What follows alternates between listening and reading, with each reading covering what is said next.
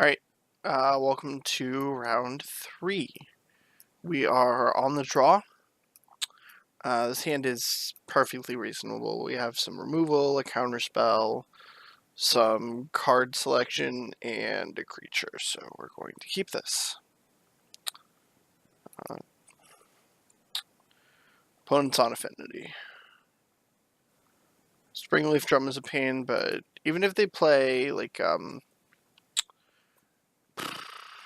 Carapace Forger, or somehow, like, a Steel Over, or sorry, a Mere Enforcer next turn, we can Flame Slash it.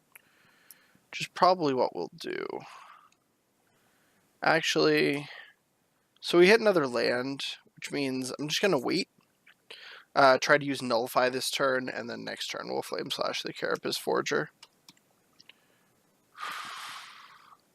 Our opponent probably won't be able to cast 2 creatures this turn, so if we Nullify the first, we're essentially getting like a Time Walk.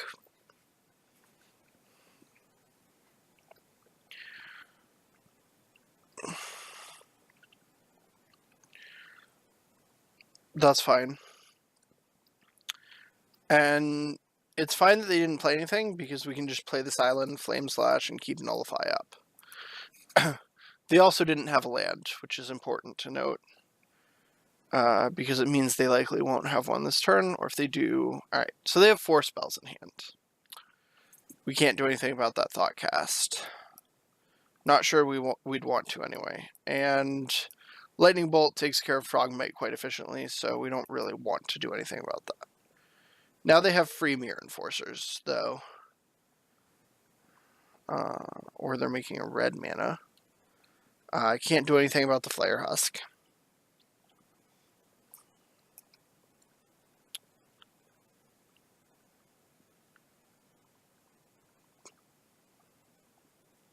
And can't do anything about the Prophetic Prism.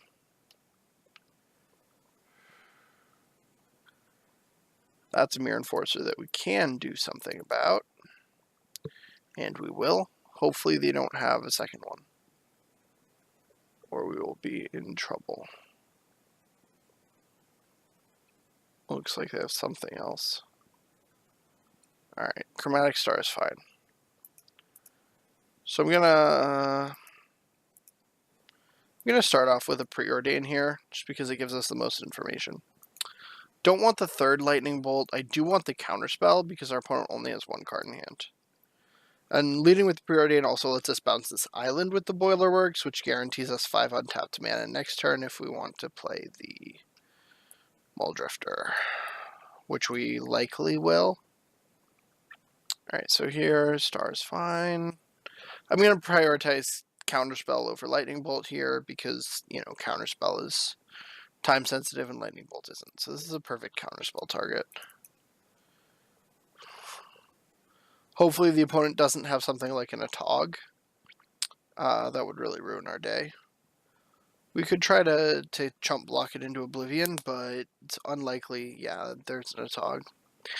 It's unlikely we'll be able to chump block it forever. Opponent also gets to like draw another card with this Ichor Wellspring. The Thoughtcast is good.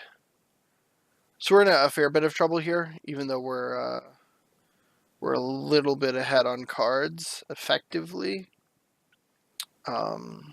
Still not in the greatest position. I'm just going to cast the Muldrifter here. Draw some cards. If they have Galvanic Blast, we're dead, but if not, we can chump the Atog, and we'll be able to untap with like Counterspell and removal. So I guess we'll see. 1, 2, 3, 4, 5, 6, 7. Yeah, they have 9 artifacts in play, plus however many in their hand. Which, okay, so they don't have the removal spell. They're just cracking in with Atog and Frogmite. They should attack with the Flare Husk too, because if I block it with Muldrifter, I'm just verifiably dead. But we'll force them to crack this Wellspring, and then maybe we can just get in front of the Atog often enough that we can kind of run them out of artifacts, combined with these bolts. I doubt it, but there's a chance, especially if we see a second flame slash at some point. Alright, that other frog could be a problem. Second Atog is definitely a problem. A third one. Wow. Okay. Well, we're almost 100% dead here. Despite our best efforts, just because bolts don't work on Atogs. I'm not... Hang on.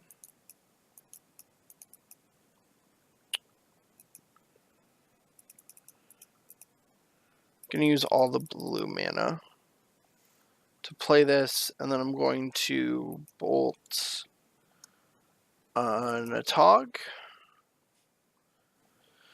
forcing them to sacrifice an artifact, and then I'll bolt the same Atog, which will force them to sacrifice 2 more if they want to keep it alive.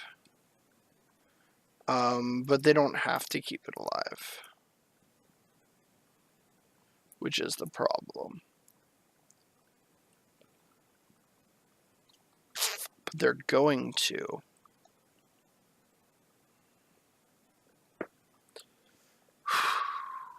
Alright. So that leaves them with...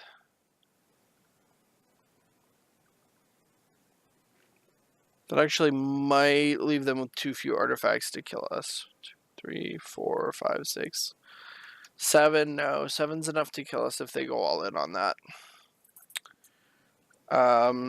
8. Yeah. We'll see. They might not go all in on it, but they probably will. I mean, it's a pretty obvious lethal here. Yeah, they're sacrificing it to an unblocked Atog, which means they're probably just going to kill us. I'm okay with that. You know, not much I can do. We'll try to get the next 2 games. Which you know is definitely a possibility against Affinity. We're not a tremendous underdog. I've actually won most of the matches that I've played against Affinity with this deck. Just cause, like, you wouldn't expect it because they have a bunch of 4/4s and stuff, but we're actually quite solid against them. Alright, gonna bring in Echoing Ruins and Hydroblasts. And we're going to take out Muldrifters because they're really slow. And Bolt and a Dispel. I think that's the best configuration. Yeah. Like, Dispel is great against Galvanic Blast and Flag, but it's not fantastic. But our opponent will sometimes bring in, like, Pyroblasts or Hydroblasts, so Dispel catches those too. And, you know, Perilous Research as relatively little we care about it.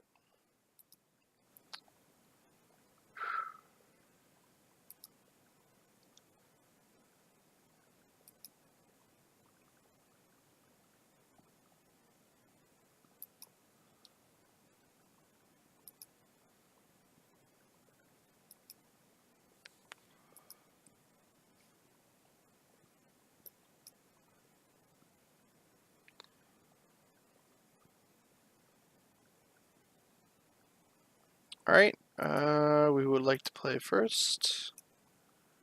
This hand does not have an initial land. Because Boilerworks can't be our only land. This hand is fine, though. Not ideal, but we have removal, counterspell, Hydroblast can be either. The Ninja is a threat, as reliant on other threats as it is. That's an interesting one. I think we probably want to keep the second Boilerworks. We're a little light on lands, and it'll take us straight to 5, so I'll keep it.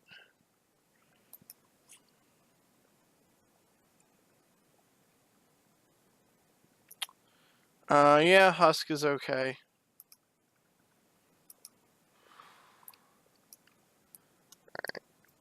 We get to jam this island, and then we can have Nullify or Hydroblast up. Or if they play something we care about Flame Slashing, we can just Flame Slash now. Opponent Thoughtcast. Oh, or we just jam Seagate Oracle. That seems better. Opponent's out of colored mana. Counterspell feels better than Lightning Bolt here. That's probably wrong, though, because we already have Nullify and Hydroblast. And next turn, we're just going to be stuck on blue-red. So I'll grab the Bolt.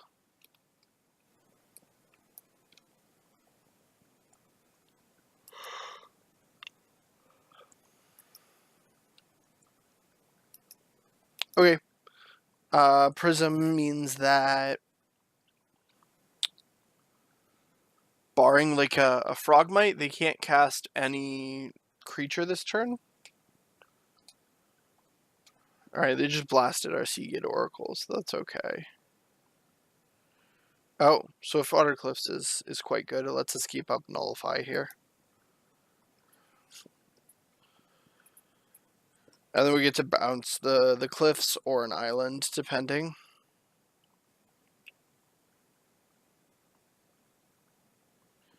We're going to counter the first creature I see that I can't Lightning Bolt. Oh, Prophetic Prism is actually perfect because it means we don't have to counter anything. They won't be able to sneak a spell in under our counterspell this turn unless they have a Mirror Enforcer, which they might. Another Flare Husk is fine.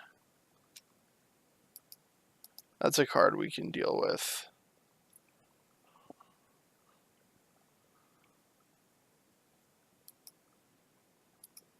Yep. I will take the 1 damage. Opponent passes. I don't really have a reason to want to keep all this up. So we can get the Boilerworks into play, I think.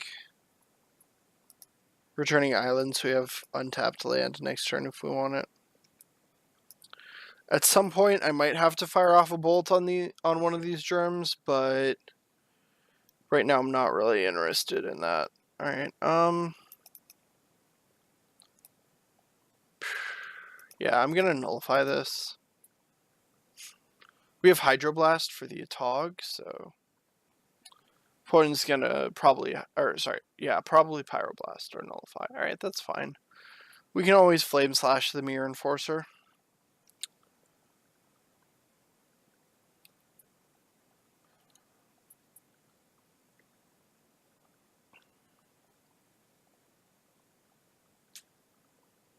Alright, I'm gonna go ahead and bolt one of these germs and then F6. Just bolting the germ to use my mana efficiently here. No real other reason. Because I will want to spend probably all 6 mana next turn on these 3 spells.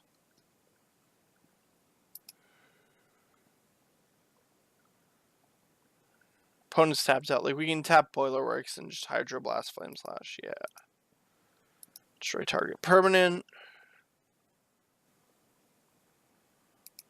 Destroy 4 damage. Deal 4 damage.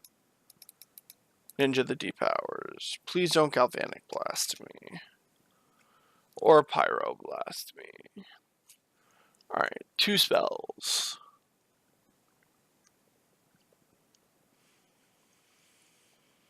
We flooded out a bit this game, which is a pain. Alright, they Galvanic Blasted.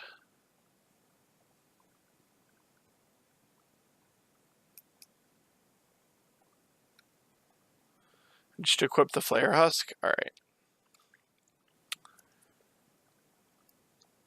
It's very easy for us to get back into this game if we draw like Seagate Oracle or something. That's not what we need, though. But it's definitely not what we need to get back into this game.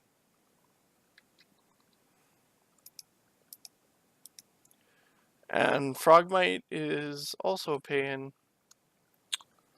Just any threat from them is a problem when we're this flooded. Still? Okay. Opponent has us on a 3-turn clock if they have Galvanic Blast or Fling, or any other creature on the last turn. A 4-turn clock otherwise. So we'll get 2, potentially 3 more draw steps.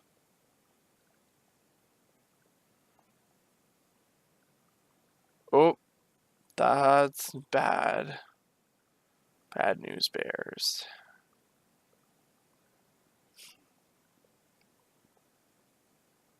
We're at 6. We draw Deprive, which is enough to stave off death for 1 more turn, but nothing beyond that. It does let us bounce a Swiftwater Cliffs, though.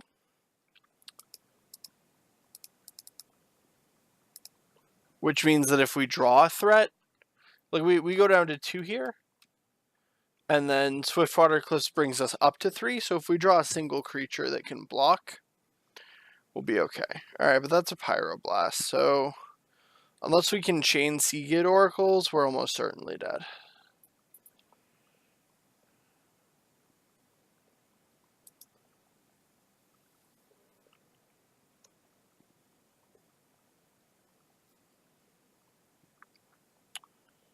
Yeah, that's not enough.